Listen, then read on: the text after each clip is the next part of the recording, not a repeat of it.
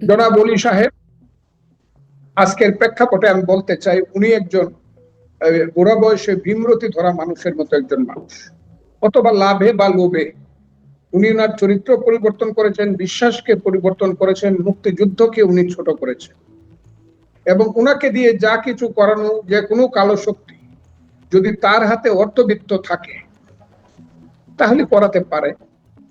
এবং উনি নির্বাচন নিশ্চিতভাবে পরাজয় জেনেই করছেন, করার তার অধিকার আছে। কিন্তু আমি মনে করি না যে উনি কাজটা ভালো করছেন, কারণ উনার নামের পিছনে একটা বীর বিক্রম বঙ্গবন্ধু শেখ মুজিবুর রহমানের সরকার দিয়েছিল। ওই বীর বিক্রম এবং মুক্তিযুদ্ধটাকেই উনি ছোট করছেন। এটা আমার কাছে খুবই অবিশ্বাস্য মনে হয়। আচ্ছা, মানে যে ওলি আহমদ সাহেবের মতো একজন লোককে দিয়া আপনি বলছিলেন এই যে কাজটি বুড়ো বয়সে ভীমরতির কথা মেজর আখতারুজ্জামান একটা তিনিও কালো শক্তি মুক্তিযোদ্ধা। করাতে পেরেছে। জি, কালো শক্তি হলো সবসময় একই কাজ করে, নিজেরা পিছনে থেকে অপকর্মটি অন্যদেরকে দিয়ে অভিনীত করানোর চেষ্টা করে। এটা 5ই আগস্টেও নিজেরা খুব অন্তর নিহিত ভাবে পিছনে থেকে ওই ছেলে পেলে গুলাকে লাগাই দিছিল 5ই আগস্টে, যদিও জনতার আন্দোলন ছিল সেটা, কিন্তু ছেলেদেরকে তারা তাদের মতো করে ব্যবহার করছে। ওই ছেলেরা যারা আজকে এনসিপি। আর এখন কি করছে? মানে এখনো তো তারা জামা জোটেই আছে, তখন ব্যবহার করেছে, এখনো তো তারা আছে তাদের সাথে। এখন তাদের রূপটা সবাই চিনে ফেলছে, যে এরা যে জন্ম ওখানেই তাদের জন্ম, গোবরেই তাদের জন্ম, এটা চিনে ফেলছে সব। আগে এটা চিনতো না তাদেরকে, এখন চিনে ফেলছে যে যে যে অবস্থান থেকে যে ডাল থেকে কথা বলুক তাদের শিকড়টা এক জায়গায়, সেটা হলো জামাত এবং শিবির। গাছের বহু ডাল থাকে, তারা হলো এক একটা ডাল, কিন্তু এটার গোড়াটা হলো জামাত বা শিবির। জি, আপনার বিশ্লেষণ এটা স্পষ্ট। সব। এই মানে যেহেতু কর্নেল অলি বীর বিক্রমের কথা আসছে, ফলে এই প্রশ্নটাও করে ফেলি। গেল 25শে জুলাই সিলেটে এক সমাবেশে কর্নেল অলি বলেছেন, জামায়াতের আমির শফিকুর রহমান, এনসিপির আহ্বায়ক নাহিদ ইসলাম ও বাংলাদেশ খিলাফতে মজলিসের আমির মাওলানা মামুনুল হক, এই 3 নেতা যদি এক হয়ে যান তাহলে 1 সপ্তাহের মধ্যে সরকার পতন অনিবার্য হয়ে উঠবে, এই সরকার পালানোর পথ পাবে না। এটি বলছেন কর্নেল অলি। বাস্তবতা এরকম আছে কিনা? মানে আপনিই বলছিলেন যে 5ই আগস্ট তারা পেছনে থেকে 5ই আগস্টটা ঘটিয়েছে, ফলে এখনো আর কি পরিস্থিতির এরকম কিছু হতে পারে কিনা যে এই 3 নেতা এক হয়ে এমন একটা পরিস্থিতি সৃষ্টি করবে যে এই সরকার পালানোর পথ পাবে না? এটা পুঁথিগত কথা অথবা পাগলের কথা, পাগলে কিনা বলে এরপরের ভাষাটার আমি বললাম না, ওয়ার্ডটার আমি বললাম না, সেন্টেন্সটাও বললাম না। এটা হলো আপনি পুঁথিগত ভাষায় বলে, কিন্তু অনেক সময় মধ্যযুগে বা আগের যুগে অতীতে পড়তো, লাখে লাখে মোড়ে শূন্য কাতারে কাতার সমারোহ করিয়া দেখি মাত্র 5,000 নাইমা দেখতে পারে। এখন ডাক দিলে তারা যদি আন্দোলনের ডাক দেয় বিএনপি সরকারের পতনের জন্য, রাস্তায় মানুষ তো দূরের কথা, রাস্তায় মানে জনগণকে পাওয়া দূরের কথা, জনগণ উল্টো তাদেরকে এমন জুতা পিটা করবে, লাঠি পিটা করবে, আমি আপনাকে বললাম এটা চিন্তাই করতে পারবেন না। কারণ এদের দুষ্কর্মে মানুষ এত বেশি অতিষ্ঠ হয়েছে গত 18 মাস, কারণ এরাই গত 18 মাস ইউনূস সাহেবের মূল ভ্যানগার্ড ছিল। এই জামাত, এই এনসিপি, এই ওলি আহমদরা, এরাই সমস্ত দেশটাকে ধ্বংস করছে, মুক্তিযুদ্ধকে ধ্বংস করছে, এরাই দেশকে সভ্যতাকে ধ্বংস করছে, রাজনৈতিক সংস্কৃতিকে ধ্বংস করছে। কিন্তু ট্রফিটা তো ঠিকই বিএনপি কে দিয়ে গেছে। মানে সেই লন্ডনে গিয়ে ট্রফি সংসদে বললেন না যে ট্রফি বিএনপি মানে দিয়ে আসছেন ডক্টর ইউনূস লন্ডনে গিয়ে তারেক রহমানের হাতে। ফলে মানে শেষ পর্যন্ত আপনি বলছেন যে এই 18 মাস তারাই দুষ্কর্ম করেছে, তারাই চালিয়েছে, কিন্তু শেষ পর্যন্ত তো আসলে তারেক রহমানের হাতে ক্ষমতা। তারেক রহমানের হাতে ক্ষমতা আসবে, এইটা হলো ভিজিবল। বাংলাদেশের দুইটা শক্তি, দুইটা রাজনৈতিক দল শক্তির দিক থেকে জনতার পার্টি, একটা হলো বিএনপি, একটা হলো আওয়ামী লীগ। কন্টেস্টটা গত মুক্তিযুদ্ধের পর 75-এর পর থেকে বলেন, না 78-এর পর থেকে বলেন, এই গত 50 বছর কিন্তু এই দুইটা রাজনৈতিক দলের মধ্যে জনগণের সম্পৃক্ততা ছিল। এবং যে 4টা নির্বাচন 91, 96, 2001 এবং 2008-এ হয়েছে, সেইখানে দেখা গেছে দুইটা দলের মধ্যে একটা কন্টেস্টিং অবস্থা। উভয় দলের ভোটের সংখ্যা 35 থেকে 40 বা 42, এক সময় আওয়ামী লীগের সংখ্যাটা আরো বেড়েছিল। এর বাইরে কোনো জামাত কোনো সময় 10% ভোট পায় নাই, 3 থেকে 6% ভোটের মধ্যে ছিল। সেই অবস্থানে থেকে আজকের যে প্রেক্ষাপটটা সৃষ্টি হয়েছিল, ইউনূস সাহেবরা অনন্তকাল থাকতে চেয়েছিলেন, কিন্তু বাস্তব কারণে তাদের পক্ষে থাকা সম্ভব হয় নাই। কাজে সম্ভব যেহেতু হয় নাই, আওয়ামী লীগ তার দুষ্কর্মের জন্য হোক, তার স্বৈর শাসনের জন্য হোক, আওয়ামী লীগ পালাইছে। আওয়ামী লীগ ইলেকশন করতে পারতেছে না, সামনে একটা দলই রইল, সেটা হলো বিএনপি। কাজেই তার সাথে আলোচনা করা ছাড়া, তার হাতে মেডেলটা তুলে দেওয়া ছাড়া আর কি পথ ইউনূস সাহেবের সামনে খোলা ছিল? এটা সবাই জানতো যে ইলেকশন মানে বিএনপি। যদিও ষড়যন্ত্রমূলক ভাবে, দেশীয় এবং আন্তর্জাতিক ভাবে মনে করা হতো এক সময় যে জামাত বলেছিল তারা নাকি 2/3 মেজরিটি পাবে। আমি বলেছিলাম কেসকিবান্দির পুতের নাম সুলতান খান, জামাত যদি এই দেশে মেজরিটি পায় তাহলে আমি বিষ খাবো। এই কথাটা আমি নিজেই বলেছিলাম, এটা আপনার জানা। কাজেই শেষ পর্যন্ত ইলেকশন যখন আসছে, মানুষ তার সম্বিত ফিরে পাচ্ছে। শুধু না, বিএনপিও যখন দেখছে আলবদর রাজাকার আল শামসের পরবর্তী বংশধরেরা বাংলাদেশটাকে ছিন্ন বিচ্ছিন্ন করে তারা এই দেশটাকে পাকিস্তান করতে চায়, তখন বিএনপিও তার সম্বিত ফিরে পাইছে এবং বলছে না, আমরা মুক্তিযোদ্ধার দল, মুক্তিযোদ্ধা শহীদ প্রেসিডেন্ট জিয়াউর রহমান বীরুত্তমের দল, আমরা মুক্তিযুদ্ধে বিশ্বাস করি। এবং সেই কারণেই লাখে লাখে কোটি কোটি মানুষ, একটা সম্প্রদায় তো প্রায় 60 লক্ষ ভোট দিছে বিএনপিকে। এটা অস্বীকার করার কোনো জো নাই। এই দেশে যাদেরকে আমরা ধর্মীয় আমি দেখছিলাম 31.76% ভোট পেয়েছে জামাত ইসলাম, মানে যেখানে আপনি 10%-এর নিচে 6-7% বলছিলেন সংখ্যাটা, সেখানে এতটা ভোট কিন্তু জামাত ইসলামও পেয়েছে। মানে মেজরিটি পেলে আপনি বিষ খাবেন বলেছিলেন, মেজরিটি না পেলেও বেশ ভালো ভোট পেয়েছে জামাত ইসলাম। আওয়ামী লীগ যদি ইলেকশন করতো, সে ওই 33 যে বলতেছেন আপনি, সেইটা ওই 25% যেটা, এটা বাদ যেত, 9%-এর উপরে উঠতো। আওয়ামী লীগ ইলেকশন করে নাই, কাজেই এটা বিভিন্ন কারণে ভোটটা হয়ে গেছে এবং এইখানে একটা আন্তর্জাতিক ষড়যন্ত্রের ব্যাপার হয়েছে এবং সেই ষড়যন্ত্রের কারণে ভোটটা বিভিন্ন যে জায়গাগুলোতে পাইছে, সেই জায়গাগুলো বিশেষ বিশেষ জায়গা। যেখানে জাতীয় পার্টি ছিল 22টা সিট, সেখানে দেখা গেছে 20টা সিট পেয়ে গেছে তার।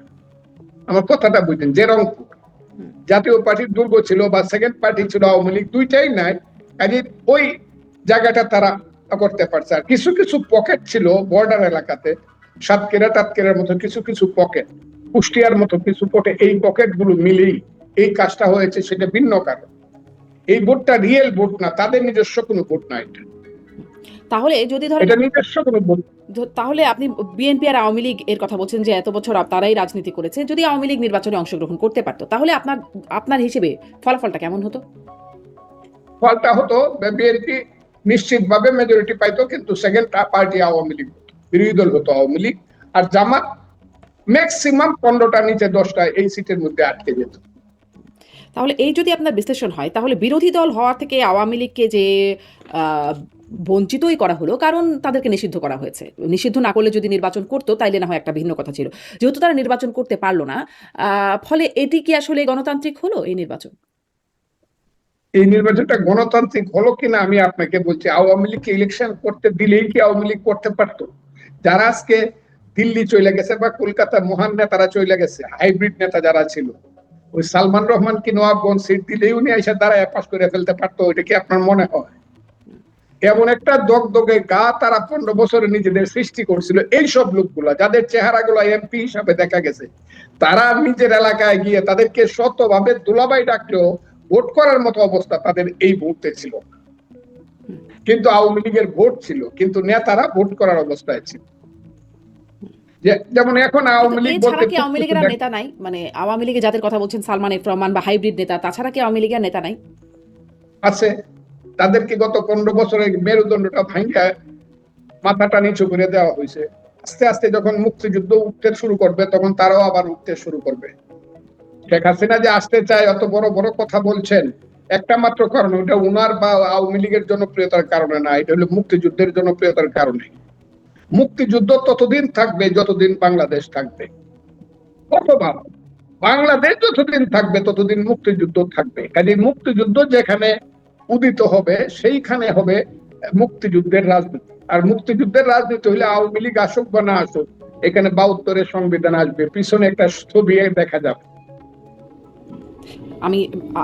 আসবে। কিন্তু এইসব নেতৃত্ব না। আমি নিজেও মনে করি যে এইসব নেতৃত্ব তারা যা করে গেছে, তাদের ক্ষমা চাওয়া ছাড়া বা মানুষ ক্ষমা করা ছাড়া, তারা যে তারা এই একটা জায়গাতে ইলেকশন করে ফেলবো, এই প্রশ্নের উত্তর কিন্তু তাদেরকে দিতে হবে, তারপরে ইলেকশনটা করতে হবে। তাদেরকে ফ্রি ছাড়লেও ইলেকশনটা করতে পারবে না, কিন্তু এইটা আমি বলবো না যে তাদের নিশ্চয়ই তাদের সমর্থন আছে এই দেশে। আচ্ছা, আমি আওয়ামী লীগের ফিরে আসাটা নিয়ে পরে আরেকটু কথা বলতে চাই, কিন্তু আপনি বলছিলেন যে বিএনপিও এবারে সম্বিত ফিরে পেয়েছে, মানে জামাত ইসলামের প্রসঙ্গে আপনি বলছেন যে বিএনপিও সম্বিত তাহলে কি 2001-এ বিএনপি সেই সম্বিত হারিয়েছিল? এক নাম্বার প্রশ্ন। আর আসলে কি সম্বিত ফিরে পেল নাকি স্বার্থের কারণে? মানে 2001-এ স্বার্থ ছিল, এখন আসলে স্বার্থটা ভিন্ন হয়েছে, ফলে জোটে নাই। আসলে বিষয়টা কিরকম? না, এইখানে কন্ট্রাডিকশনটা দুইটাই আছে। একটা হলো পাওয়ার পলিটিক্স এর দ্বন্দ্ব আছে। পলিটিক্সে পাওয়ারের দ্বন্দ্বটা এটা হলো প্রধান প্রিন্সিপাল কন্ট্রাডিকশন, পাওয়ার কন্ট্রাডিকশন। আরেকটা আছে ফিলোসফিক্যাল কন্ট্রাডিকশন বা ইডিওলজিক্যাল কন্ট্রাডিকশন। পাওয়ার কন্ট্রাডিকশনটা থাকবেই, এটা জামাত হোক আর যেই হোক, বিএনপির এই কন্ট্রাডিকশনটা থাকবেই। কিন্তু এই কন্ট্রাডিকশনের মধ্যে তারা যখন মুক্তিযুদ্ধের বিরুদ্ধে কার্ডটা খেলবে, তখন বিএনপি মুক্তিযুদ্ধের পক্ষের কার্ডটা খেলবে। আমার কথাটা খুব বোঝার চেষ্টা করে। বিএনপি আওয়ামী লীগের মতো মুক্তিযুদ্ধ বলবো এটা আশা করে লাভ নাই। বিএনপির মতো করে মুক্তিযুদ্ধ বলবো। আপনি যেভাবেই বলেন, আজকে যে 72-এর সংবিধানটা টিকে আছে, এখন কোন দিন ইউনূস সাহেব ঢিল মারে ফেলে দিত, জামাতরা ফেলে দিত যদি বিএনপি বলতো যে না, এই সংবিধান অ্যাব্রোগেট করা যাবে না? কোন দিন ফেলে দিত? যে রাষ্ট্রপতি শাহাবুদ্দিন সাহেব 2 বছর রয়েছে, এটা তো বিএনপির কারণেই রয়েছে। নাহলে তো তারা প্রথম দিন তাকে তুলে ফেলে দিয়া তাদের মতো করে এটা একটা জঙ্গিবাদী এবং সাম্প্রদায়িক রাষ্ট্র, আফগানিস্তানের মতো, সিরিয়ার মতো একটা ঘোষণা দিয়ে তারা, কাজে বিএনপি একদম মানে তাদের যে রোলটা তাদের মতো করে ঠিকই প্লে করতেছে। আজকেও দেখেন এরা যে এত চক্রান্ত করতেছে, জামাত শিবির থেকে ধরে হাজার হাজার মানুষের মিছিল প্রতি শুক্রবারে আল্লাহর ঘর থেকে বাইরে হয়, মসজিদ থেকে বের করে এত কিছু স্লোগান দিচ্ছে। এটাকে ফেস করছে কে? এখন তো আওয়ামী লীগ নাই, ছাত্রলীগ তো ফেস করতেছে, ছাত্র দল। আপনি যেখানেই বলেন এরাই ফেস করতেছে, মারছে, মার খাইতেছে, মার দিতেছে, চলতেছে, জেলে যাইতেছে, জেল থেকে আসতেছে, সবকিছুই তো করতেছে, তারা তো সার দিচ্ছে না। হ্যাঁ, তো বলতে পারেন এখানে ইডিওলজিক্যাল কন্ট্রাডিকশনের চেয়ে এখানে পাওয়ার কন্ট্রাডিকশনটা বেশি। মানে এই যে মারছে, মার খাচ্ছে, এই অবস্থায় কি সামনের দিনগুলোতেও চলতে থাকবে? মানে মারামারিটাই চলতে থাকবে? মানে কত যে কথা শুনেছিলাম, নতুন বন্দোবস্ত, একটা ঐক্যমতের রাজনীতি, সেরকমের কি আর ভবিষ্যৎ নাই? আছে, কিন্তু এখন যে জায়গাতে ইউনূস সাহেব গত 18 মাসের রাজনীতি থেকে যে জায়গায় নিয়ে গেছে, এবং আরো কঠিন ভাবে বলতে গেলে 3টা নির্বাচন না দিয়ে শেখ হাসিনা যেভাবে মানুষকে নির্বাচন থেকে বঞ্চিত করে, 30 বছরের একটা ছেলেকে একবারও ভোট দেওয়ার সুযোগ থেকে বঞ্চিত, না দেওয়ার সুযোগ থেকে বঞ্চিত করছে, মানুষ আস্তে আস্তে অরাজনৈতিক হয়ে গেছিল। এই মারামারি, ধরাধরি, কাটাকাটি, রাস্তায় গন্ডগোলের মিছিল, বাজে স্লোগান দেওয়া, এটাই ছিল রাজনীতি। সেটা এত তাড়াতাড়ি দূর হবে না, কারণ ভাদ্র মাসের পাগলা কুত্তা যখন পাগল হয়ে যায়, মানুষ দেখলেই কামড় দিতে চায়। জামাত শিবির যে স্লোগানটা বিশ্ববিদ্যালয়ে দিচ্ছে, সেই স্লোগান তো ঢাকা বিশ্ববিদ্যালয়ে 122 বছর হয়েছে প্রতিষ্ঠিত, সেই ঢাকা বিশ্ববিদ্যালয়ে এই স্লোগান তো কোনোদিন হয় নাই। গাছের ডালে কাওয়া, 1 2 3 4 ইত্যাদি ইত্যাদি, অথবা আমাদের মাতৃ রূপী নারীদের তাদের গোপনাঙ্গ নিয়ে স্লোগান, এগুলো তো কোনোদিন ছিল না। এগুলো কি মানুষের কাজ নাকি? অসম্ভব। কাজে এদেরকে তো আপনি ফেস কিভাবে করবেন? একটা পাগলা কুত্তা যখন আসতেছে, তাকে তো ভাই ডাকে লাভ নাই, ভাই ভাই কামড় দিও না আমারে, তাকে তো লাঠি দিয়ে আপনার একটা পিটা দিতেই হবে, না হলে তো সে ফিরবে না। এবং যখন শান্ত পরিবেশ আসবে, তখন গণতন্ত্র এখানে প্রয়োগ হবে, এবং সেই গণতন্ত্র প্রয়োগ হবে বলেই, করতে চাই বলেই বিএনপি কিন্তু তার সময়েই কিন্তু তত্ত্বাবধায়ক সরকারের যে জাজমেন্টটা, finally it has been established যে ইয়েস, যাই করুক সরকার, 5 বছর পরে আবার তত্ত্বাবধায়ক সরকারের অধীনে একটা ইলেকশন, এই জায়গাতে গেছে। আপনি ভালো মন্দ প্লাস মাইনাস যাই বলেন, সরকার তো ছিলই, তত্ত্বাবধায়ক সরকার তো মানে এই আওয়ামী লীগ জামাত আন্দোলন করে তত্ত্বাবধায়ক সরকারের প্রতিষ্ঠিত করেছিল, বিএনপি সেই দাবি মেনে নিয়েছিল একটা পর্যায়ে এসে। এবং তত্ত্বাবধায়ক সরকার কলঙ্কিত করবার যে জায়গাটা, যার অজুহাত নিয়ে আওয়ামী লীগ এই তত্ত্বাবধায়ক সরকার ব্যবস্থাটাকে বাতিল করে দিল। ধরেন প্রথমে বিচারপতির বয়স বাড়িয়ে তাকে প্রধান উপদেষ্টা বানানোর চেষ্টা, সেটি ব্যর্থ হওয়ার পরে প্রেসিডেন্ট ইয়াজউদ্দিন আহমেদ, তিনি একদম একতরফাভাবে, একপাক্ষিকভাবে আসা সব উপদেষ্টার একে একে পদত্যাগ করছিলেন সেই সময়ে। মানে এমন একটা পরিস্থিতি হয়ে উঠেছিল যে দলীয়ভাবে এমনভাবে এগোচ্ছিল, পরে ১-১১ আসলো। সেইটাকে অজুহাত করেই তো আসলে আওয়ামী লীগ এই দিকে গেল যে You are right. কিন্তু এটা এরকম আমি যে আর বিএনপি করবে না, মানে তত্ত্বাবধায়ক সরকার তো আসলো, কিন্তু ওরকম ভাবে বিএনপি যে তত্ত্বাবধায়ক সরকার ব্যবস্থাকে আর কলুষিত করবার চেষ্টা করবে না, তার কি নিশ্চয়তা আছে? আমি তো অনুমান করে কোনো কথা বলবো না ভবিষ্যতে কি হবে। যখন করবে তখন দেখা দিবে। তাহলে আর এই দেশ রাখিয়া কোনো লাভ নাই, তাহলে দেশ আবার একই জায়গায় যাবে। আপনি যদি দুয়ে দুয়ে চাই, 2 দুগুণে চাই বা দুয়ে দুয়ে 22, সেটা না বুঝেন আপনি আপনি লেখেন আর আমি লিখি 2 + 2 will be 4, 2 × 2 will be 2, এটা আপনি লেখেন আর আমি লিখি। বিএনপি যদি একই কাজ করে, আবার যদি একই কাজ করে, তাহলে একই রেজাল্ট হবে। এখন তো আমি ভবিষ্যৎটা বলতে পারতাছি না, কিন্তু আমার মনে হয় সবাই আমাদের শিক্ষা নিছি আমরা অতীত থেকে মানে আরো ধরেন একটু ভালোভাবে চলা। শিক্ষা এবং কতটা- এখন আপনাকে বলি, একজন প্রধানমন্ত্রী যার সম্পর্কে মানুষের একটা নেগেটিভ অ্যাটিটিউড ছিল, সেই জনাব তারেক রহমান গত 6 মাস বা 5 মাস দেশের প্রধানমন্ত্রী, যতটুকু সম্ভব মানুষের মধ্যে একটা আস্থা ফিরে আসছে। ইয়েস, মানুষ হিসাবে উনি ভুল ত্রুটির সম্পূর্ণ ঊর্ধ্বে না, কিন্তু মোটামুটি ভাবে একটা জিনিসকে উনি আগায় নিয়ে যাইতেছে। এই জায়গাটা কিন্তু এখন প্রতিষ্ঠিত হচ্ছে। ওই প্রতিষ্ঠিত জায়গায় আরো কিছু প্রশ্ন করতে চাই, কিন্তু আপনি বলছেন যে ওই 2 + 2 = 4ই হবে, যে মানে রেজাল্টটা ওরকমই হবে, কিন্তু সেরকম যাচ্ছে কি না, মানে 2 + 2ই হতে যাচ্ছে কিনা? কারণ ধরেন দলীয়করণ হচ্ছে, আগেও যেটা সমালোচনা করতো বিএনপি, যে এখন দেখা যাচ্ছে প্রশাসনেও দলীয়করণ, সবগুলো জেলা পরিষদের প্রশাসক বিএনপির। আপনি যদি শুনতে না পারেন আমি আরেকটু কাছ থেকে বলি, পুলিশে দলীয়করণ, মানে সর্বত্র দলীয়করণের একটা বিষয় দেখা যাচ্ছে। তাহলে বিএনপি আসলে শিখলোটা কি? এগুলো তো খুব সমালোচনা করতো বিএনপি। আপনি সিটি কর্পোরেশন,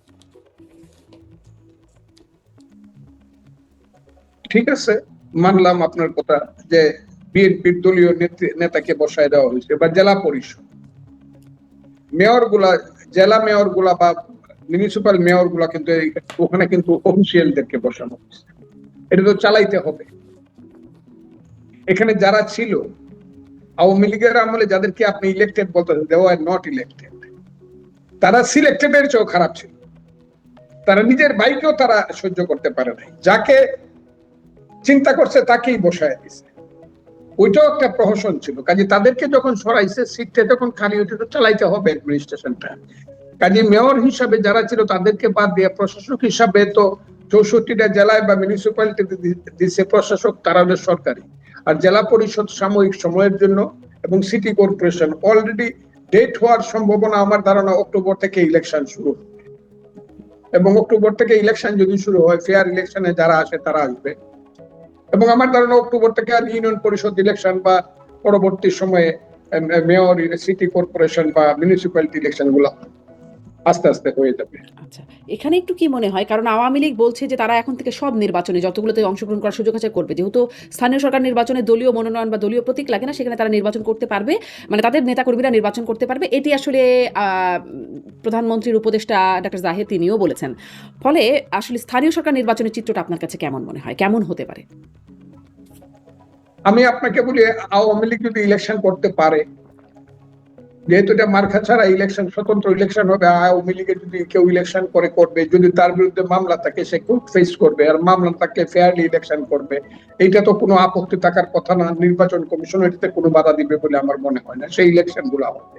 কিন্তু আমি প্র্যাকটিক্যাল কথাটা আপনাকে বলছি, আপনি যেখান থেকে বলতেছেন আর আমি যেখানে বসে আছি, ইলেকশন করার মতো যেটা, মানে এই গণনির্বাচন করার মতো যে অবস্থাটা, এটা কত জায়গাতে হবে এটা বলা বড় মুশকিল। কোন সিটিতে তারা ইলেকশন করতে পারবে একদম ফেয়ারলি, যে আমি আওয়ামী লীগ থেকে তারা ইলেকশন করতেছি, মার্কা যাই লোকটা আওয়ামী লীগের, যাকে সবাই চিনে, উনি সিলেট সিটি কর্পোরেশনের নেতা, আওয়ামী লীগের নেতা, প্রধান নেতা, উনি দাঁড়াইলো, এটা সবাই চিনবে উনি আওয়ামী লীগ করে। উনি কতটুকু মানুষের সামনে দাঁড়ায় ইলেকশনটা করতে হবে, এটা কিন্তু বাস্তবতা একটা আছে। এই বাস্তবতাটা কতটুকু তারা ফিরিয়ে আনতে পারবে। কারণ আপনি যদি ফল খেতে চান, সেই ফলের গাছটা কিন্তু আপনার বাড়িতেই লাগাইতে হবে, এটা অন্যখানে লাগাইলে চলবে না।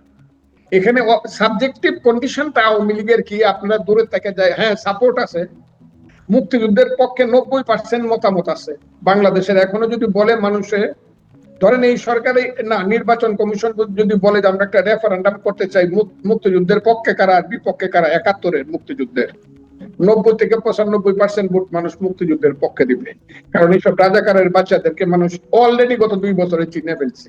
সবচেয়ে ক্ষতি হয়েছে আওয়ামী লীগের, তো ক্ষতি হয়েছে, কিন্তু রাজাকারের বাচ্চাদের এত ক্ষতি হয়েছে গত 2 বছরে, এদেরকে সবাই এদের চেহারাগুলো, কালো চেহারাগুলো সব পর্দা খুলে দেখে ফেলছে এরা কারা, ওদেরও খুব ক্ষতি হয়েছে। কাজেই ইলেকশনটা কি হবে সেটা নির্ভর করতেছে আওয়ামী লীগের সাবজেক্টিভ ফোর্স, অর্গানাইজেশনাল স্ট্রেংথ, আপনি এই মাটিতে কতটুকু রোপণ করতে পারবেন। কারণ সমস্ত ইলেকশনটাই শুধু পাবলিক সাপোর্টের উপরে হয় না। তো ধরেন আপনি তৃণমূলের দেখা একটা সুযোগ বিল্ডিং, আছে। আমি কথাটা বলে লই, একটা বিল্ডিং যেমন করে শুধু ইট সুরকি দিলেই হয় না, এটার পিলারের উপর একটা বিল্ডিং দাঁড়ায় থাকে, কতটুকু একটা সংগঠনের উপরে কিন্তু একটা ইলেকশন নির্ভর করে। সেই সাংগঠনিক শক্তি কার কত আছে বা আওয়ামী লীগের বা কি আছে, তাকে ইলেকশন করতে দিলেই, নন পার্টি ইলেকশন করলেই আওয়ামী লীগ পাস করে, যদি পিলার না থাকে ইট ইজ নট পসিবল। মানে সমর্থন আছে কিন্তু সাংগঠনিক শক্তি আছে কিনা সেটা নিয়ে আপনি মানে সন্দিহান। সংগঠন, হ্যাঁ জি, সংগঠন সমর্থন তো থাকবেই, তার তো একটা সমর্থন রয়ে গেছে, যদি কেউ অস্বীকার করে তাহলে বাস্তবতাকে অস্বীকার করা হচ্ছে। জি, আমি মানে আপনি তারেক রহমান সম্পর্কে বলছেন, মাননীয় প্রধানমন্ত্রী, তিনি সম্প্রতি চট্টগ্রামের হাটহাজারীতে তিনি বলছেন যে তিনি জামাতকে ইঙ্গিত করে বলছেন, গুপ্ত বাহিনী তাদেরকে আখ্যায়িত করে বলছেন, এই বাংলাদেশে কতগুলো রাজনৈতিক দল আছে যারা স্বাধীনতা যুদ্ধে বিরোধিতা করেছেন, তারা 86 সালে স্বৈরাচারের সাথে নির্বাচনে গিয়ে জাতীয় বিমান আখ্যায়িত হয়েছিল, 96 সালে আবার দেশের মানুষের সাথে গাদ্দারি করে তারা স্বৈরাচারের সাথে হাত মিলিয়েছে। মানে আমার প্রশ্নটা হচ্ছে এখানে, এই ইতিহাসটা বিএনপির মুখে কতটা মানানসই, যেখানে মানে এগুলো তো আগের ইতিহাস, সবচেয়ে লেটেস্ট ইতিহাস যদি বলি 2001 সালে বিএনপি জোট করলো, তাহলে এই যে ইতিহাসটা ইনি প্রধানমন্ত্রী এই প্রথম না, এর আগেও বলেছেন, প্রধানমন্ত্রীর মুখে এই ইতিহাসটা মানানসই? মানে আপনি কাজী নজরুল ইসলাম সাহেবের একটা কবিতা আছে যে আমরা সবাই সমান পাপী, আপন পাপের পাটকারা দিয়ে অপরের পাপ মাপি। এই যে মুক্তিযুদ্ধ বিরোধী শক্তি যে আসলো দেশে, আজকে তারা হাঙ্গর হয়ে দাঁড়াইলো, আজকে তারা দম্ভ করে এত বড় কথা বলে যে আমরা 24 ঘন্টার মধ্যে সব শেষ করে দিতে পারি। এটার জন্য একদলীয় ভাবে কেউ দায়ী না, আমরা সবাই দায়ী, আমরা সবাই সমান পাপী। আমরা কিন্তু 79 সনে যখন আইডিএল নিয়ে রহিম সাহেব আসলো, এই বক্তব্যগুলো আমাকে দিয়ে দেওয়ায় না। 79 সনে যখন পার্লামেন্ট ইলেকশন প্রথম হইল জিয়াউর রহমান সাহেবের আমলে, তখনও কিন্তু সদ্য নামে জামাত ইলেকশন করলো জনাব আব্দুর রহিমের নেতৃত্বে আইডিএল নাম দিয়ে। তখন কি আমরা প্রতিবাদ করছি? বুঝলাম জামাত বিএনপি ইন্ডালজেন্স দিছে, পথ করে দিছে, আমরা কি প্রতিবাদ করছি? আমরা কি তাদের সাথে পার্লামেন্টে বসি নাই? আবার 86-তে আমিও পার্লামেন্ট মেম্বার ছিলাম, আমাদের সাথে কি জামাত যায় নাই? ঠিক আছে, আবার 96-এ যেটা আমি যে কারণে আমি আওয়ামী লীগ থেকে বের হলাম, একটা কথা কই, আমি বললাম শেখ হাসিনা যখন বললেন যে জামাতকে নিয়ে আমি সংসদের ভিতরে এবং বাহিরে আন্দোলন করতে চাই, কেন? আমি খালেদা জিয়ার বিরুদ্ধে তত্ত্বাবধায়ক সরকাররা তাকে আমি ফেলে দিতে চাই, তখন আমি একমাত্র ব্যক্তি বিরোধী দলের নেত্রী 29 নম্বর মিন্টু রোডের বাসায়, আমি তখন সেন্ট্রাল এক্সিকিউটিভ মেম্বার আওয়ামী লীগের, আমি বলছিলাম জামাতকে নিয়ে আমি বেহেশতে যাইতেও রাজি না, আমার নামটা আপনি নোটুল বেসেন্টের খাতায় লিখে রাখেন, এবং এটা ছিল আমার মহা অপরাধ। এইগুলো অনেক কথা আমি বলতে চাই না। কাজেই জামাতকে কারা বড় করছে, কারা লালন পালন করছে, এটার ব্যাপারে কথা আছে। হ্যাঁ, নিশ্চিতভাবে 2001 সালে জনাব ফজলুর রহমান, জামাতকে নিয়ে আপনি যেটি বলছিলেন আপনার আপত্তির কারণে আপনি আওয়ামী লীগ থেকে বেরিয়ে আসলেন, এটি হচ্ছে আপনার আওয়ামী লীগ থেকে বের হবার কারণ। তারপরে বিএনপিতে গেলেন, বিএনপি তো সে জামাতের সাথে একদম জোট বাঁধলো, তখন আপনি সেটা মানলেন কেন বা মেনে আছেন কেন? আওয়ামী লীগ আমার ঘর ছিল, এই ঘরটা আমি সৃষ্টি করছি, আমি ওই ঘরে জন্মগ্রহণ করছি, আমার অধিকার অনেক বেশি ছিল। আওয়ামী লীগ যখন করতে পারলাম না, আমি যখন দেশনেত্রী খালেদা জিয়ার ডাকে আমি বিএনপিতে আসলাম, তখন তো আমি ওই ঘরের ছেলে না, আমি তো ওই ঘরে আসলাম। আমি যে আওয়ামী লীগের থেকে যে কথাটা আমি আওয়ামী লীগকে বলতে পারছি, এই কথাটা আমার বিএনপি, তারা তো আমাকে আশ্রয় দিল। আসছি তো মানুষের খুব বেশি কথা বলার সুযোগ থাকে না, আমি আপনাকে যদি বুঝাইতে পারিতে বুঝছেন আপনি। আওয়ামী লীগ ছিল আমার ঘর, ওই ঘরে আমি জন্মগ্রহণ করছিলাম, আমি বলি না ভাত খাবো না, আমি থাকবো না তোমার সঙ্গে, এটা বলার আমার রাইট ছিল। আর যারা আমাকে আশ্রয় দিছে তাদেরকে আমি বলতে পারি না তোমার সাথে আমি থাকবো না, কারণ আমি কি কি এখন কি ডিফারেন্সটা বুঝছেন আপনি? জি। মানে যদি এটাও তো পরে আপনাকে আপনারই সাক্ষাৎকারে জেনেছি শুনেছি যে ঘরের ছেলেকে ঘরে ফেরানোর একটা তৎপরতা ছিল, আপনি তো ঘরে ফিরতেও রাজি হন নাই কেন? ঘরে ফিরতে চাই নাই কেন, এগুলো আমি অনেক বলছি, হুম। অনেক বলছি। আমার এই প্রসঙ্গটা যদি দয়া করে বাদ দেন আমি খুশি হব। ঘরে ফিরতে চাই নাই বা রাজনীতি কি হবে এটা শেষ কথা। আমি আপনাকে বলি, আমার ঘরে ঘর কি, আমি যখন আইসা করলাম আমাকে ডাকলেন আপনি, তখন তো আমি অন্য স্রোতে চলে গেছি। তখন তো আমি কৃষক শ্রমিক জনতা লীগে যাব বলে আমি প্ল্যান করে ফেলছি। কাদের সিদ্দিকী বীরুত্তম প্রেসিডেন্ট, আমি জেনারেল সেক্রেটারি কৃষক শ্রমিক জনতা লীগ। অসময়ে তো ডাকলে হবে না, সময় তো করতে হবে ফেরার জন্য, অসময় তো হবে না। আমার অনেক কথা আছে, ওই কথাগুলো আমি আর এখন বলতে চাই না, এগুলো বহুবার বলছি। আমার উপরে অনেক বেশি, আমাকে ওই দিন একটা এলাকাতে মিটিং করতে গেছি, একজন খুব বড় নেতা জেলা, সে হঠাৎ করে বক্তৃতা করতে আমার নামে সম্বোধন করলো ট্রেজেডি নায়ক ফজলুর রহমান। আপনি কি বুঝছেন আমার কথাটা? এই যে কথা বলেছে, অনেকেই কথা বলে, যাদেরকে 30 বছর পড়াইতে পারবো রাজনীতি, তাদের পিছনে চলতে হয় আমাকে, কি করব? জি, তাহলে আপনি নিজেকে ট্র্যাজেডি নায়কই মনে করেন? আওয়ামী লীগের জুনিয়ররা আমার নেতা হয়ে গেছিল, এত চয়েস করে নেতা বানাতে নেতা তোর মাটি থেকে উঠে আসতে হবে। সেটা তো কেউ আসে নাই বলে এখন কেউ ডাক দিয়ে বলতে পারে না এই আমি কিন্তু এখন আওয়ামী লীগ করি, আমাকে জেলখানায় নিয়ে দেন। এটা লতিফ সিদ্দিকীর মতো 87 বছরের লোক যদি হাইটে হাইটে বাপকা বেটার মতো গিয়া জেলখানায় বলে আমার ফাঁসি দিয়ে দেন। লতিফ সিদ্দিকী তো আওয়ামী লীগের শেষ পর্যায়ে কোনো ভাগও নেয় না, তাকে তো বাইরে করে দেওয়া হয়েছে। 87 বছর বয়সে যেভাবে হাইটে গেছে, আমার মনে হচ্ছে তার বয়স 27 বছর। এরকম বাপকা বেটা আছে কেউ? দূর থেকে খালি কথা কইলে আসো। তাহলে আপনার সরকার এরকম বাপকা বেটা যাকে বলছেন তাকে, মানে 87 বছর বয়সের মানুষটাকে জেলখানায় নিচ্ছে, যে সরকারের অংশ আপনি, মানে বিএনপি থেকে নির্বাচিত এমপি আপনি, আপনি মানে এই সিদ্ধান্তকে পছন্দ করেন, মানে এই অবস্থানটাকে পছন্দ করেন? আমি শুধু লতিফ সিদ্দিকী না, যত মুক্তিযোদ্ধাকে জেলখানায় নেওয়া হয়েছে তাদেরকে সাক্ষী সঠিকভাবে বিচার করা হোক, সাক্ষীর মাধ্যমে সবকিছু তাদেরকে সুযোগ দেওয়া হোক এবং তাদেরকে সঙ্গে সঙ্গে বেল দেওয়া হোক। কোন মুক্তিযোদ্ধা জেলখানায় থাকবে না। একদম আমির হোসেন আমুর থেকে রাশেদ খান মেনন বলেন, লতিফ সিদ্দিকী বলেন, ইনু বলেন, শাহজাহান খান বলেন, যারা মুক্তিযোদ্ধা সবার বেল চাই, তাদেরকে বেল দিতে হবে। আপনি কি বলেন এসব? চাই, তবে তারা যদি দোষী হয়ে থাকে ঠিক আছে, দোষের বিচার হোক, কিন্তু তারা বেল পাবে এবং সঠিক বিচার করতে হবে। স্পষ্ট। আমি বলতেছি তার সাহসিকতার কথা, লতিফ সিদ্দিকীর সাহসিকতার কথা। সে নিজের হাতে 2টা ব্যাগ নিয়ে মনে হইলে যেন বেড়াইতে যাইতেছে, আইসা লাভ দিয়ে সে পুলিশের গাড়িতে উঠছে বাসার থেকে। সব কাঁদতেছিল আর সে হাসতেছে। বলছে কি যে আমার হাতের যে হাত করা, এটা হলো নববধূর চুরির মতো। রাজনীতি করবেন, রাজনীতি এত সোজা জিনিস না। The day will come যেদিন উত্তর পাবে বাংলাদেশের মানুষ, কারণ এই দেশে আরেকটা নতুন একটা রাজনীতি আসবেই, কারণ রাজাকাররা আমাদেরকে ছাড়বে না। আলবদররা তাদের পিতৃ হত্যা বা তাদের পিতাদের অপকর্মের প্রতিশোধ মুক্তিযোদ্ধাদের প্রতি নিবেই, এবং সেইখানে এসে দাঁড়াবে 71-এর পক্ষে না বিপক্ষে। এই জায়গাতে আসবে দেশটা, আমি বলে দিলাম। আমরা হইতে পারি সেই জায়গাতে আসবে, তখন দেখা যাবে সাহসিকতাটা কোথায় গিয়ে দাঁড়ায়। সেটা আসলে আপনার যেহেতু ভবিষ্যৎবাণী, আপনার কি মনে হয় কবে নাগাদ এরকম সময় আসবে?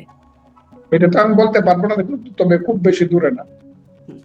আচ্ছা, কিন্তু এই যে 71-এর বিরোধী শক্তির প্রতি মানে আপনি সব সময় খুব শক্ত ভাষায় সমালোচনা করেন, খুব জানান, কিন্তু এই যে একটু আগেই বললেন না আমরা সবাই পাপী, তো সবাই যখন তাকে মানে সেই জামায়াতে ইসলামকে তাদের সময়ের বা প্রয়োজনে স্বার্থে তাদের সাথে জোট করেছে, আন্দোলন করেছে বা সমঝোতা সলা পরামর্শ সব কিছুই করেছে, ফলে এখন এসে তাদেরকে এই ট্যাগ দিয়ে দেওয়া, সেটি আবার কতটুকু যৌক্তিক হয়? যেহেতু তার স্বার্থে তাকে ব্যবহার করা হয়েছে, তখন মনে হয় নাই যে সে আসলে স্বাধীনতা বিরোধী বা তার অপকর্মগুলোর কথা মনে হয় না, এখন কেন মনে হয় যখন স্বার্থ ফুরায়? সেটিও বা কতটা যৌক্তিক? তখন মনে হয়েছিল যে স্বাধীনতাটা খুব বিপজ্জনক অবস্থায় নাই, ওইটা তখন কোয়েশ্চেন। মুক্তিযুদ্ধ স্বাধীনতা তখন জামাতের মুক্তাক্ষ সেটা তারা ভিতরে কিভাবে চাপা দিয়ে রাখছিল জানি না, কিন্তু তখন তাদের মুক্তাক্ষ তো মুক্তিযুদ্ধ এবং স্বাধীনতা সম্পর্কে আজকের প্রেক্ষাপট যেটা তারা তৈরি করছে, যে মুক্তিযুদ্ধ হয় না, 71 গন্ডগোল আছিল, ইন্ডিয়া গন্ডগোল লাগাই দিয়েছিল দুই ভাইয়ের মধ্যে, এই কথাটা তাদের মুখ থেকে সেদিন সবাই মনে করছিল জামাতের বুঝি পরিবর্তন হয়েছে, অন্তত বাংলাদেশটাকে মানে এবং মুক্তিযুদ্ধের অপরাধের জন্য তারা অনুতপ্ত, তাদের পূর্বপুরুষের অপরাধের এইটা মনে করত। কিন্তু যখন দেখা গেল যে যখন এই সময় আসছে তাদের আসল রূপটা বাইরে আসছে, যে কারণে আজকে আবার এই জিনিসটা নতুন করে আসছে। আপনি সবসময় তো সবটা জিনিস বুঝতে পারবেন না। জি, মনে হয় স্পষ্ট। একটু আরেকটা প্রসঙ্গে আসি যে আমি জনাব তারেক রহমান মাননীয় প্রধানমন্ত্রী চট্টগ্রামের হাটহাজারীতে গেছেন, সেখানে বক্তব্য সম্পর্কে বলছিলাম। সেখানে হেফাজতের আমির আল্লামা বাবুনগরীর সাথে তিনি সাক্ষাৎ করেছেন। আপনার কাছে একটু এটা প্রশ্ন মানে আমার জানতে ইচ্ছে করে যে ধরেন শেখ হাসিনা তার সাথে এক রকমের বেশ পাকাপাকি বিরোধ হলো ওই শাপলা চত্বরের ঘটনার পর, কিন্তু তারপরে দেখা গেল আবার হেফাজতের আমির আল্লামা শফি তখন ছিলেন, তার সাথে খুব একটা ঘনিষ্ঠতা, তাকে কওমি জননীয় উপাধি দিলেন, কিন্তু তারপরে আবার ঠিকই তার বিরোধিতা করলেন। এখনও দেখা যাচ্ছে মানে সবসময় হেফাজতে ইসলাম রাজনীতিতে এত গুরুত্বপূর্ণ চরিত্র হয়ে দাঁড়ায় কেন? এটা আমি আপনাকে বলি, বাংলাদেশের মুসলমানদের মধ্যে আপাতত 3টা ধারা। মুসলমানদের মধ্যে মুসলমান, আল্লাহ, রসুল, নামাজ, রোজা, হজ, যাকাত এগুলো সব ঠিক আছে, কোরআন ঠিক আছে, কিন্তু তরিকা আছে। সেই তরিকাতে 3টা তরিকা আছে, 3টা লাইন মুসলমান পলিটি মুসলিম। একটা হইল আহলে সুন্নাতুল জামাত, সুফিবাদী লাইন, ওলিয়া উলিয়া গাউস কুতুব দরবেশ, যারা সেই 1200 শতাব্দী থেকে আমাদের এই বাংলায় এসে দেশে মুসলমান বানাইছে, হে হযরত শাহজালাল, শাহপরান থেকে ধরে যারা আছে, এইটা হলো একটা লাইন, মাজার লাইন। এটাকে বলা হয় আহলে সুন্নাত ওয়াল জামাত বা সুফিবাদী লাইন। আরেকটা লাইন হইল ওয়াহাবি লাইন, সালাফি লাইন, যারা ভিন্নপন্থী এবং রিয়েল ইসলাম বিশ্বাস করে না, মুহাম্মদকে যারা ওইভাবে বড় করে দেখে না, সেটা হলো জামাত বা মওদুদিজমের লাইন। এইটাকে দেশের মানুষ খুব মুসলমান মনে করে না। আরেকটা হলো কওমি লাইন। এই কওমি লাইনের নেতৃত্বই হলো হাটহাজারীর কাছে। আগে ছিলেন জনাব শফি সাহেব, মৌলানা শফি সাহেব, এখন জনাব বাবুনগরী হুজুর হইল এটার লিডার। এবং এই কারণেই মনে করে যে জামাত যখন প্রেসার করে কাউকে, তখন তারা আশ্রয়টা নিতে চায় ওই কৌমিদের কাছে, যেটা শেখ হাসিনা করেছিলেন, বা তাদেরকে পক্ষে রাখতেছে। যে কাজটা শেখ হাসিনা করে কৌমি জননী হয়েছিলেন শাপলা চত্বরের পরে, একই কৌশল আমি বলবো না, বা একই সময়ের কৌশল আমি বলবো না, কিন্তু কৌমি লাইনকে এই দেশের আজকের যে মাদ্রাসা বলেন আর একটা দিয়ে যা বলেন, সবকিছু কৌমিরাই সংখ্যায় বেশি। আরেকটা লাইন সবচেয়ে বেশি, তাদেরকে কেউই সেইভাবে মানে সরকারি ভাবে তাদেরকে আশ্রয় দেওয়া হয় না, সেটা হলো আহলে সুন্নাতুল জামাত বা সুফিবাদী লাইন, যে লাইনটা আমি ধারণ করি, আমি নিজে ফজলুর রহমান, খুব ক্লিয়ার সেই জায়গাটা। অর্থাৎ জামাতকে যদি আপনার যদি ওই জামাত যে ইসলাম এইসব কথা বলে, ধর্মীয় কথা বলে, ধর্মীয় ব্যবসা করে মানুষকে বিভ্রান্ত করে, সেইটাকে যদি আপনি প্রোটেকশন দিতে চান, তাহলে একটা ধর্মীয় প্রতিষ্ঠান আপনার প্রয়োজন। সেই প্রয়োজনে আমাদের দল আগে থেকেই কৌমিদের সঙ্গে রিলেশন ছিল, এখনো আসছে। একটা পর্যায়ে কৌমিরা গিয়া জননীর সঙ্গে মিলে গেছিল, এখন জননী চলে গেছে, এখন আবার অরিজিনাল পথে আসছে। কৌমিরা কিন্তু শহীদ প্রেসিডেন্ট জিয়াউর রহমানের সময় থেকেই কিন্তু বিএনপির সাথে যুক্ত, একটা পর্যায়ে সরে গেছে, একটা পর্যায়ে জননীর সাথে গেছিল, এখন আবার ফিরে এসে ভাইয়ার সাথে যোগ হয়েছে। জি, আমি একটু এই যে শেখ হাসিনার ফেরা নিয়ে অনেক আলোচনা হচ্ছে, তো আপনার কাছ থেকে একটু শুনি। আপনি আপনার অবশ্য কিছুটা শুনছিলাম, আপনার কাছে কি মনে হয়? খুব মানে প্রশ্নটা খুবই সচরাচর জিজ্ঞাসিত, আপনার কাছেও নিশ্চয়ই অনেকবার জিজ্ঞাসিত হয়েছে, শেখ হাসিনা আসলে ডিসেম্বরে ফিরতে পারবেন? আপনি সেই বাস্তবতা দেখেন? ঠিক আছে, ফিরতে পারবেন? এটা উত্তর চান আমার? জি জি। শেখ হাসিনা ফিরত আসবে না আসবে, আমি কথাটা বলে দিচ্ছি, এটা জাতীয় আন্তর্জাতিক রাজনীতির উপরে নির্ভর করে। Subjective condition of the country and subjective force of Sheikh Hasina in the country and objective condition of the world. এখানে 4টা দেশ আমাদের দেশের রাজনীতি সম্পর্কে ম্যাটার করে। আপনি দেখবেন এটা কোনো লুকানোর ব্যাপার না, গরিবের বউ হলে সবারই ভাবি লাগে। বাংলাদেশ একটা ছোট্টখাট্ট দেশ, তার উপরে সবাই প্রভাব বিস্তার করতে চায় ভৌগোলিক অবস্থানের জন্য। বাংলাদেশের যে ভৌগোলিক অবস্থান, সেই অবস্থানটা বঙ্গোপসাগর থাকার কারণে, সেন্ট মার্টিনের মতো একটা দ্বীপ থাকার কারণে সবকিছু মিলে টিলে এইটার উপরে সবার একটা নজর আছে। এবং বাংলাদেশটাকে পক্ষে রাখতে পারলে বিশ্বের 2-3টা দেশকে কন্ট্রোলে রাখা যায়, স্টিমার বিরাইতে পারলে, এটা সবার একটা দৃষ্টি আছে। এবং এই দেশটার উপরে প্রথমত 4টা দেশ, এক, ব্যবসায়িক কারণে চীন, ভৌগোলিক কারণে ইন্ডিয়া, বিশ্ব রাজনীতির কারণে আমেরিকা এবং রাশিয়া। এই 4টা দেশের প্রভাব আছে বাংলাদেশের উপরে। রাজনৈতিক প্রভাব মেইনলি 2টা দেশের আছে।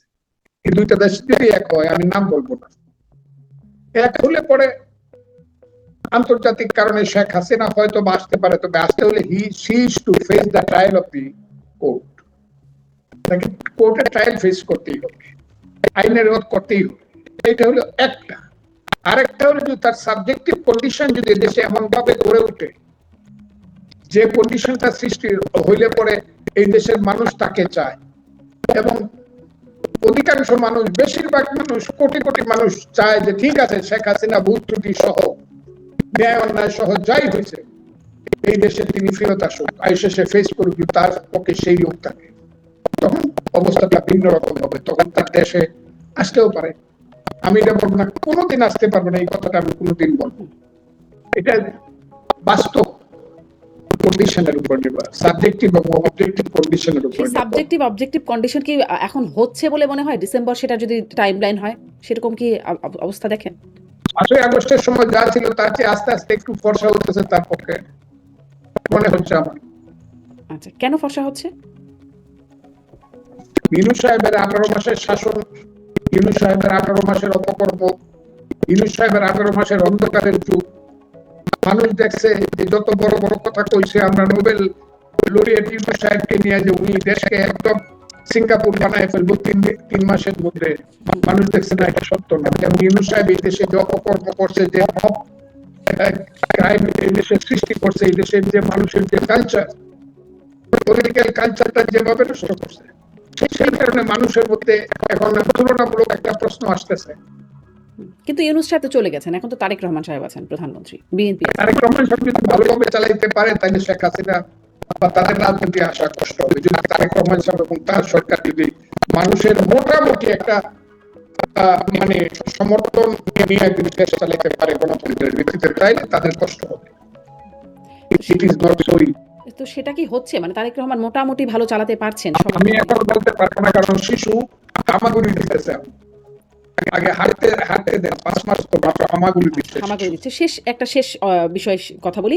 আপনি আন্তর্জাতিক সমীকরণের কথা বলছেন, ভূ রাজনীতির কথা বলছেন, ভারতে থেকে শেখ হাসিনা কথা বলছেন, যার কারণে স্বরাষ্ট্রমন্ত্রী বলছেন যে শেখ হাসিনা কার্ড খেলছে ভারত, এভাবে কূটনৈতিক সম্পর্ক রাখা যায় না। তারপরে আজকেই আর কি দীনেশ ত্রিবেদীর সাথে মাননীয় প্রধানমন্ত্রীর সাক্ষাৎ হলো ভারতের রাষ্ট্রদূতের সাথে, এবং সামনে ভারতে যে সফরের কথা বলা হচ্ছে ব্রিক্স সম্মেলনে, সেখানেও যাবেন না, এরকম একটা কথাও এসেছে এর মধ্যে, বেশ শক্ত বা কড়া বার্তা দিচ্ছেন।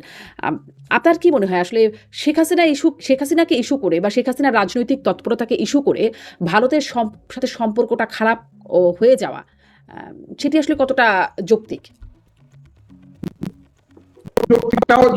বলবো না, তবে আমি এটা বলবো, যদি দেশ বাংলাদেশের যে ভৌগোলিক অবস্থা, পৃথিবী যতদিন পর্যন্ত কেমন হয়েছে ততদিন পর্যন্ত ভারত আমার প্রতিবেশী থাকবে। ভালো মন্দ নিলে প্রতিবেশীর সঙ্গে আমার বন্ধুত্ব হবে, প্রতিবেশীর সঙ্গে আমার ঝগড়া হবে।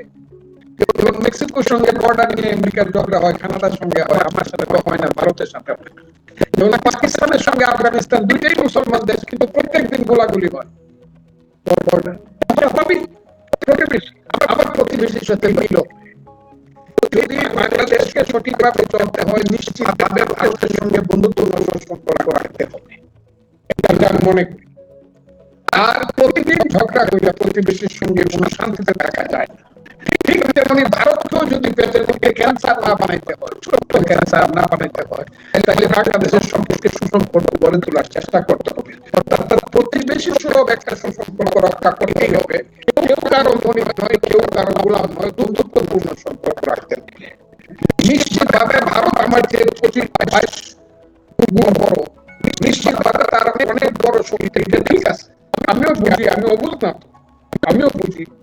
শক্তি বেশি, মুক্তিযুদ্ধে সে আমাকে ভাত দিয়েছে, আমাকে কাপড় দিয়েছে, আমার একটু মানুষকে রিলিফ দিয়েছে, আমাকে অস্ত্র দিয়েছে, আমার মুক্তির জন্য স্বাধীনতার জন্য দিয়েছে। সেই সম্পূর্ণ ঘরে রিক্স দিয়েছে ইন্দিরা গান্ধী, ভারতবর্ষ। এই জিনিসগুলো আছে, সবকিছু মিলে আমি মনে করি দুইটা দেশের সুসম্পর্ক থাকা উচিত। এটা শেখ হাসিনা বিভিন্ন ফ্যাক্টর, এটা আমার কাছে ভারতের সঙ্গে সম্পর্ক নষ্ট করে শেখ হাসিনা একটা ফ্যাক্টর হওয়া, এটা আমার মনে হয়। জি জি, ভারতের অন্য দেশের কাছে তিব্বতের উপর ভারতে কিন্তু আশ্রয় পায়। চীনের সঙ্গে ভারতের সম্পর্ক টোটাল ধ্বংস হয়েছে, আমাদের ঠিক না। জি, আর একটা দেশের কথা বলছেন, যুক্তরাষ্ট্রের কথা বা আমেরিকার কথা। সেই সম্প্রতি ফরহাদ মজহারের একটা সাক্ষাৎকারে বলছেন যে শেখ হাসিনার পতন মার্কিনিরা করিয়েছেন বা সেফ হাউসে থাকতেন, তখন সেই সময় যারা ছাত্র আন্দোলনের নেতারা ছিলেন তাদেরকে সেফ হাউসে রাখা হতো। এই বক্তব্যটা আসলে আপনার কাছে কেমন মনে হয়? এটা তার নতুন বক্তব্য না, আগেও বলেছেন যে পতনের জন্য, মানে আওয়ামী লীগ সরকার পতনের জন্য আমেরিকাই যথেষ্ট। এই বক্তব্যটা এখন আবার খুব আলোচনা হচ্ছে, এই বক্তব্যটা আপনার কাছে কেমন মনে হয়? এক নম্বরে শেখ হাসিনাই বলছিল, পার্লামেন্টে বা বাইরে সম্ভবত বলছিল যে আমেরিকার মতো একটা মহাশক্তি যদি ইচ্ছা করে তাহলে যে কোনো আমার মতো একটা সরকারের পতন ঘটাইতে পারে। শেখ হাসিনা নিজেই বলছিল। আর আমি বারবারই বলছিলাম যে 5ই আগস্টের দুইটা রূপ, জুলাই আন্দোলনের দুইটা রূপ। একটা হলো গণতান্ত্রিক রূপ, শেখ হাসিনা ইলেকশন দেয় না, গণতন্ত্র নাই, দেশটা শেষ হয়ে যাইতেছে, এই দেশে একটা অলিগার্কি তৈরি হইতেছে, মানুষের একটা বিক্ষুব্ধতা। 30 বছর যে ছেলেটার বয়সে একটা ভোট দিতে পারে নাই, এই গণতন্ত্রের যে আন্দোলনটা, এই আন্দোলনের রূপ হলো এক দফায় এক দাবি, শেখ হাসিনা কবে যাবে। এবং শেখ হাসিনা গেলে পরে একটা তত্ত্বাবধায়ক একটা নিরপেক্ষ নির্বাচন হবে, যে নির্বাচনে মেজরিটি যারা আসে তারা দেশ গণতান্ত্রিক ভাবে পরিচালনা করবে। এইটা হলো একটা রূপ, এটার নেতৃত্বে বিএনপি, খালেদা জিয়া, তারেক রহমান। আরেকটা রূপ এখন বোঝা যাচ্ছে, আমি আগেও বলছিলাম যে কারণে আমি দল থেকে সাসপেন্ড হইলাম। 5ই আগস্ট কেন্দ্রিক আরেকটা রূপ হলো জামাত, যাদের মনে ছিল যে ঠিক আছে আগে হাসিনারে সরাই তারপরে আসল কাজটা করবো, সেই আসল কাজটা হইলো তারা 5ই আগস্টের পরেই বলতে শুরু করলো, আমরা কি শুধু একটা ইলেকশনের জন্য হাসিনাকে তাড়াইছি? আমরা বাংলাদেশেই মানি না, 71 মানি না, 72 সংবিধান মানি না। কথাগুলো খুব চিন্তা করবেন। 71 শহীদরা কোনো শহীদ না, এত মরে না, এই যে এই না সেই না, মানে বাংলাদেশ মানে না, তারা এটাকে পাকিস্তানে ফেরত 72 সংবিধানকে তারা একদম ওভারথ্রো করে দিতে চায়। এটা হলো আরেকটা রূপ। এই কথাটা আমি সবসময় বলি, এবং আজকে ফরহাদ মাজার যেটা বলছে, আমি সেই কথাটার ব্যাপারে বলবো। ফরহাদ মাজার সাহেবরা কখন কি বলে, তবে আমি বলবো অবশেষে অরিন্দম পহিলা বিশাখ তারা এরকম বলবে এবং তারা স্বীকারোক্তিও দিবে। আমরা এরকম করিও না, স্বীকারোক্তিও দিই না। আমরা সবসময় এক কথা বলি, আমি ফজলুর রহমান আমার জীবনে সবসময় এক কথা বলি, দল পরিবর্তন করছি ঠিক আছে, কিন্তু আমার মত এবং আদর্শের কোনো পরিবর্তন নাই। আমার মত এবং আদর্শ হলো মুক্তিযুদ্ধের আদর্শ, সেই আদর্শ পথে শেষ দিন পর্যন্ত চলে যাবে, এটাই হলো আমার কথা। আপনাকে অনেক মানে এইরকম শক্ত কথার জন্য অনেক গালিগালাজও শুনতে হয়, খুব আপনার নাম হয়ে গেছে ফজু পাগলা বলে। গালিগালাজ না, আমাকে হত্যা করার জন্য যে ঘটনাটা হয়েছিল, সেদিন যদি 10 মিনিটের মধ্যে পুলিশ এবং আর্মি 15 মিনিটের মধ্যে না আসতো, আমার যে মবটা হয়েছিল সেদিন তো আমি নিশ্চিত ভাবে বলে ফেলছিলাম, মনে করছিলাম যে আমার এই তো আমার বাসার গেটটা ভাঙবে, এই সময় আইসা পুলিশ দাঁড়াইছে, আমি তাদের প্রতি কৃতজ্ঞ বা আর্মি আসছে। আমি এখনো যে থ্রেট পাচ্ছি, ও যে কোনোদিন শুনতে পারে Fazlur Rahman is no more.